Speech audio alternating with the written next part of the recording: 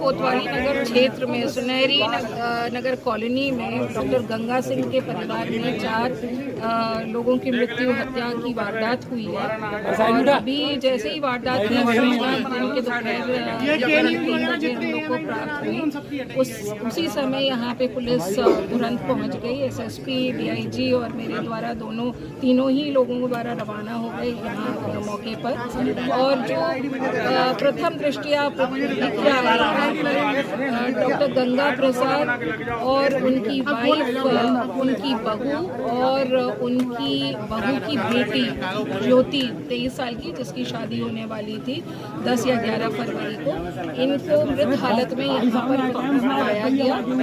और जो कमल सिंह जो गंगा प्रसाद के बेटे हैं, यानी कि गंगा प्रसाद के पोते, उनके द्वारा जब स्कूल से वो लौटे, उन्होंने इस जघन्य अपराध को यहाँ पर देखा और फिर उन्होंने हल्ला मचाया और मोहल्ले में इसकी जानकारी दी। मोहल्ले से पुलिस को जानकारी हुई और पुलिस की पूरी टीम यहाँ पर, मैं डॉग स्क्वाड और फोरेंसिक टीम के यहाँ पर हाजिर हुई और तब से निरीक्षण शुरू हो गया। वारदात की घटना प्राप्त होते ही एसएसपी यहाँ के लिए रवाना हुए, डीआईजी भी रवाना हुए और मैं भी यहाँ पर मौके पर पहुँच गई हूँ। जो परिस्थिति जन्य साक्ष्य है, उन सभी परिस्थिति जन्य साक्ष्यों को देखा जा रहा है, उनके दृष्टिगत आगे पुलिस की कार्रवाई की जा रही है। जो एंट्री एग्जिट रूट्स हैं घर के लिए, जो सीसीटीवी की जो रिकॉर्डिंग्स हैं और बाकी जितने भी टेक्निकल एड्स इन्वेस्टिगेशन के लिए अवेलेबल हैं, उन सभी पर पुलिस की नज़र है। डॉग स्क्वाड और फोरेंसिक टीम्स जो भी साक्ष्य एकत्रित कर रहे हैं, उन पर भी हम आगे कार्रवाई करेंगे। तो कुल मिलाकर ये आज अभी जो ये घटना हुई है, बड़ी दुखद घटना है, परंतु जो परिस्थिति जन्य साक्ष्य हैं उन्हीं के आधार पर और जो हमको टेक्निकल एविडेंस मिलेंगे उन्हीं के आधार पर पुलिस की आगे की अग्रिम कार्रवाई बेस्ड होगी।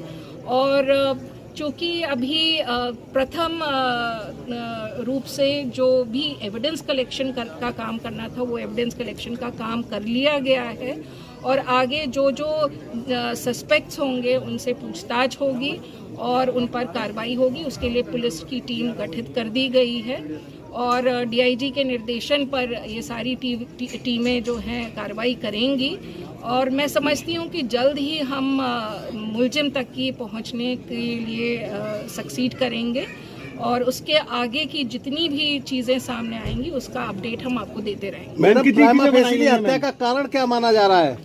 जी देखिए, अभी कोई चीज़ स्पष्ट नहीं हो पाई है। तो इसमें जैसा कि प्रथम रूप से बताया गया परिवार के लोगों द्वारा, किसी से इनकी रंजिश नहीं थी और ना ही ऐसा कोई मनमुटाव किसी के साथ चल रहा था, ना ही किसी प्रकार की धमकी इनको दी गई थी। तो आखिर इसका कारण क्या है, इसके लिए हमको बहुत गहनता से चीज़ें परीक्षित करनी पड़ेंगी और वो परीक्षण के बाद ही हम इस निर्णय पर पहुंच सकेंगे कि मोटिव क्या है। परंतु हमको कई सारे ऐसे साक्ष्य मिल रहे हैं जो एक दिशा में हमको ले जाने का प्रयास कर रहे हैं और इसमें जितने भी अपडेट्स आएंगे, मैं डीआईजी से यहाँ पे बोल दिया है कि आपको आगे पूरा अपडेट करते रहें। क्या कुछ लोगों को हिरासत में लिया गया अभी तक पूछताछ के लिए? देखिए, इसमें अभी तो नहीं लिया गया क्योंकि सबसे फर्स्ट जो रिक्वायरमेंट होती है एविडेंस कलेक्शन की, तो वो हम कर रहे थे और वो हमने कर लिया है।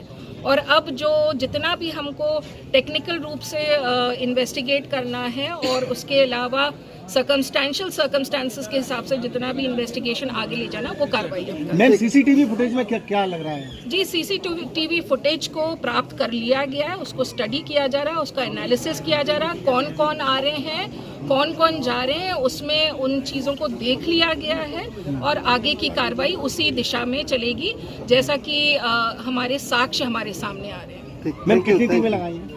जी, टीमें तो उसमें 3-4 लगी हैं और मैं समझती हूँ कि इसका जल्द खुलासा हो जाएगा क्योंकि जो चीज़ें सामने आ रही हैं उनमें काफ़ी कुछ चीज़ें काफ़ी कन्फर्मेटरी रूप से सामने